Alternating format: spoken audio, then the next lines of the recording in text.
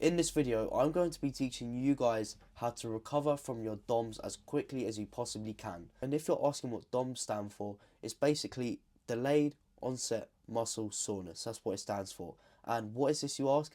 It's basically the soreness and the stiffness, you could say, in the muscle after you train them 24, 48 hours after, 36 hours after, or 72 hours after sometimes, or whenever. And you can't control when different muscles recover, right? Different muscles recover at different paces for different people, okay? So, just remember, for example, if you're training with your buddy on a leg day a couple of days ago, his legs might be fully recovered because his legs might recover quicker than yours. And just know that if your legs are still sore and his aren't, that's why. Different people's muscles recover at different rates because everyone's different, you know. We don't all function and work the same. I mean, we do, but you know what I mean. So, let's get into the video. So, briefly, just a couple of reasons on why recovering from your DOMS is actually important. Not even if it's not fast, just allowing your muscles to recover from your DOMS and why it's important. So, obviously, you're going to be less fatigued the next time you train the muscles. So, you can put more into the session, you can push harder, you can put your muscle under more tension, and it won't be as fatigued. So, your performance in the gym will actually be better. Think about it. If a professional football player played a football match 2 days in a row, they'll be fine on the first day, obviously, but on the second day, as their whole body is fatigued, their performance is likely to drop, right? So it's the exact same principle with recovering your muscles. If you don't let your muscles recover and you train it again, you're going to be less strong on the movement. You're just going to perform worse. And the other main reason why recovering from DOMS is so important is because it prevents overtraining and injury. Because if you, as I said, train when you've got DOMS, you're not letting your muscle recover. And as a matter of fact, I've mentioned this in the video before, when you're resting and when you're recovering, that's when you actually give the muscle chance to grow. And I'm going to get into that later in the video, but that's when your muscles actually grow, and you're also preventing yourself from getting injured. If you're training an overtrained and fatigued muscle, it's going to be more vulnerable when you're training it, right? So you're increasing the risk of the injury of like a tear. You're you're increasing the risk of a pull in a muscle, for example, and it's just not an ideal situation to be in when you're training with a fatigued muscle. And you don't feel good about yourself either when you're training with DOMS. So, and that's another reason. When you give your body a chance to recover, which it needs, by the way, you have to let it recover. Then you're gonna feel good about yourself. You're gonna feel refreshed, replenished, and you're gonna want to smash the session. But if you're constantly overtraining with DOMS, then it's going to affect your mentality towards training and whether you want to push yourself or not or have an easy session. And as I said, that can hinder the performance of your training. So it's so important that you actually let your muscles recover. To enable that to happen, I would suggest that you do not go to the gym for any longer than 5 days a week. Now I'm going to go into how you can speed up that process, so you're just gonna feel 100% all the time, right? The first way you are going to increase the recovery rate of your delayed onset muscle soreness is to actually, as I said in the name, have recovery and rest days. This is the most obvious one, right? And you're probably sitting there thinking, Ryan, I know that. But the chances of you not actually taking your rest days and skipping your rest days sometimes is pretty likely, and it's a little bit higher than not. So you just need to take a look at your training, and if you're finishing your split and then restarting the split the day after because you you're meant to rest, right? But you feel like you don't want to, and your body feel like it doesn't need to, and you want to train, right? Great, that's good for you that your body feels like it's energized and you want to train and you want to push yourself still. But making sure you have them rest days and recovery days are so important because, as I said earlier, how do you think your muscles are going to grow? Because when you actually rest and recover, that's when your muscles grow. And this is through a process called protein synthesis, where your cells produce new proteins, and specifically muscle proteins, to help repair and grow muscle tissue. And this is essential, as I just said, in muscle hypertrophy, in the hypertrophy of the muscles and growing your muscles. So it is so important that you take your rest days, and if you don't, your DOMS are going to be present for a longer period of time, and you're gonna be sore for longer, and that may put you out of doing physical activities outside the gym, socially with your friends, playing football, but you've just finished a leg day and you let them recover for long enough, so when they go to goals to play football, you may not be able to play football because you're gonna increase your risk in injury, um, because you still got DOMS and you're still sore, so you can't play. So it is so important that you actually take your rest days. Now, onto the second way you're going to increase the recovery rate of your DOMS is to have cool downs after your session. And this is something I've started to implement recently. And a cool down just consists of some basic stretching or some really, really low intensity cardio. And what this does is it increases the blood circulation inside your muscles, therefore bringing that oxygen into your muscles, and that allows that allows your muscles to remove the waste product that's been produced inside it during the workout. For example, that lactic acid buildup that you feel in the muscles for a cool down and that increased blood circulation, that just wipes it out of the muscle, and that can help increase the recovery rate as them waste products have already been flushed out. Furthermore, doing a cool down can actually reduce your muscle stiffness in the medium term, right? And what I mean by that is when you wake up the next day or the next 2 days after that and you feel extremely stiff when you wake up, you may even have a cramp, right? Doing a cool down reduces that because, as I said, it gets the blood in the muscle after the exercise, so it allows it to replenish its oxygen stores in the muscle, and, as I said, remove that lactic acid and all those waste products, so recovering from your DOMS will just be a whole lot smoother, and it'll be an easier process for you. Now on to the third way you are going to just get rid of your DOMS and you're going to feel fantastic all the time, right? Is through hot and cold therapies or contrast therapy. And just I'm going to get into contrast therapy before I get into the hot and cold. And contrast therapy is basically where you dabble into a little bit of hot and cold, right? So you're doing something hot for a while, and then you're doing something cold straight after for a while, and then hot and then cold. And there's loads of different ways you can do this and routines to perform contrast therapy, and I can go into that a little bit later. But for now, we're going to focus on the hot and then the cold. So, for example, starting with hot. Hot therapy is really good for recovery and increasing the recovery rate of your DOMS because obviously it increases the blood flow. This is because hot exposure causes vasodilation of the blood vessels, which I talked about in my last video about the vasodilation of blood vessels, and this allows more blood to be rushed into the muscle. And what do red blood cells contain? As I said earlier, oxygen. So you're going to have more oxygen in the muscle, and that basically just means that there's going to be improved nutrients in the muscle, therefore washing out them waste products, as I said earlier.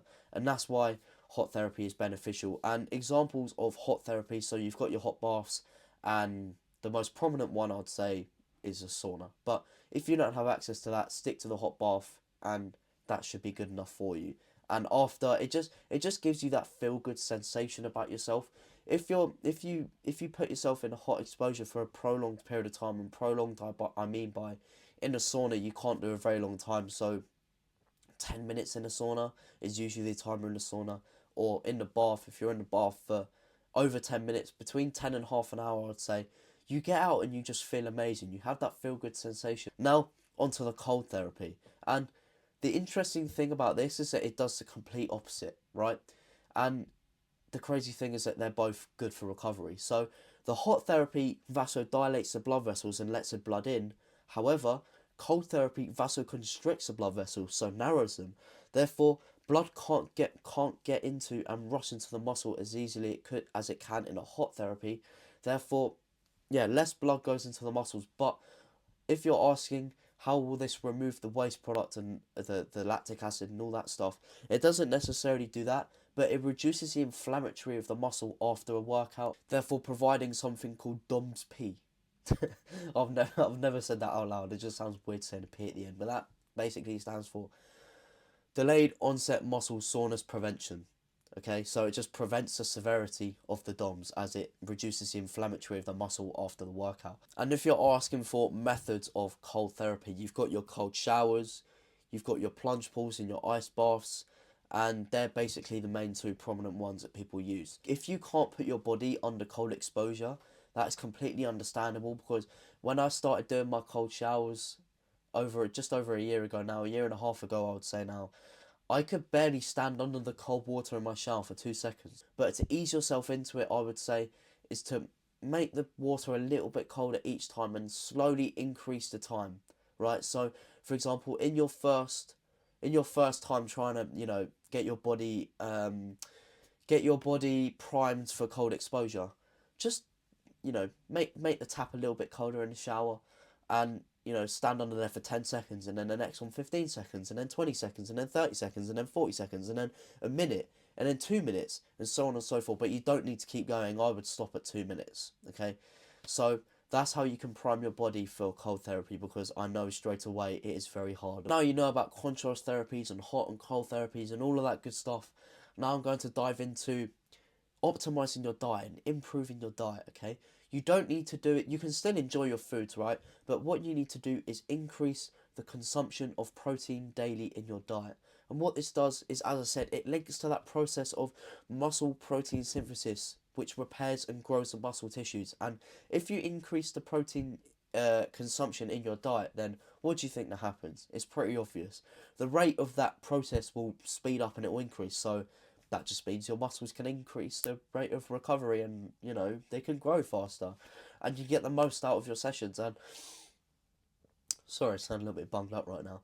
If you don't feed your muscles the right things, then you're literally restricting your chances of growing. So just think about that.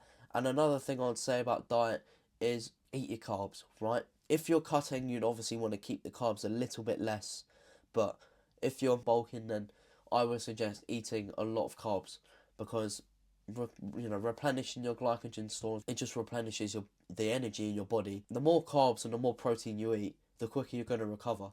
But if you're cutting like me, for example, and this is the time of year a lot of people cut, you can't eat a lot of carbs, so naturally the recovery rate of your DOMs is going to reduce, right? And you're going to have to reduce the intensity of your training sessions because of all this other stuff, but I can go into that, and that's a completely different video. But what I'm trying to say is just increase your protein as much as possible, and increase your carbs to an extent to which you can maintain a good shape, right? So proteins and carbs, increasing them and consuming them as optimally as possible, can contribute to recovering your DOMs and making that whole process a lot quicker for you. Now on to the penultimate thing you can do to increase the rate of your recovery. And I wouldn't suggest this all the time, but I would suggest this when your body's not feeling fully fatigued. Because, for example, we have days where when we have rest days, your body is literally, it just feels dead, right? You feel like you don't want to move out of your bed the whole day. And that is completely understandable if you're training properly and putting yourself through that. And again, that is in another video about how to train properly, right? But what I'm going to say now is that active recovery can actually contribute towards increasing the recovery rate of your delayed onset muscle soreness. And this is because of the exact same reasons that I've been talking about in some of the reasons earlier, and some of the ways earlier.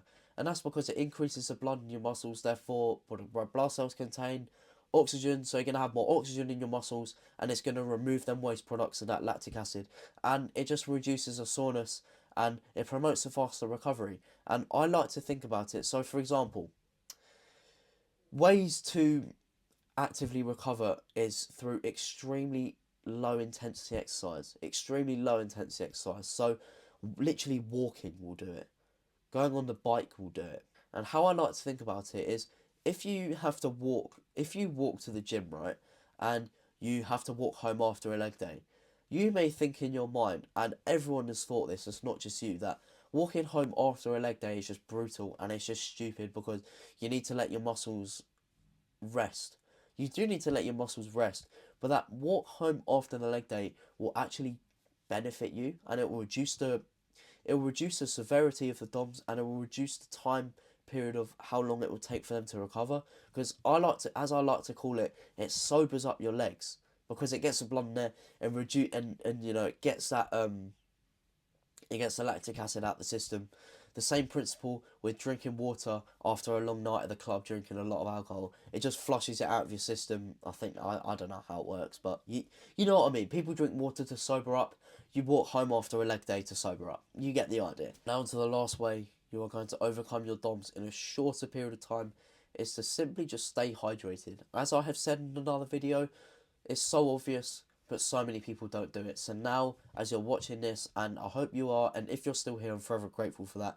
And if you're still watching this, and now is your chance to, go and get a pint of water and gulp it, right? And make sure you're keeping your body hydrated, because hydration supports the function of your muscles, and it aids in flushing out those, it aids in flushing out those lactic acids, right?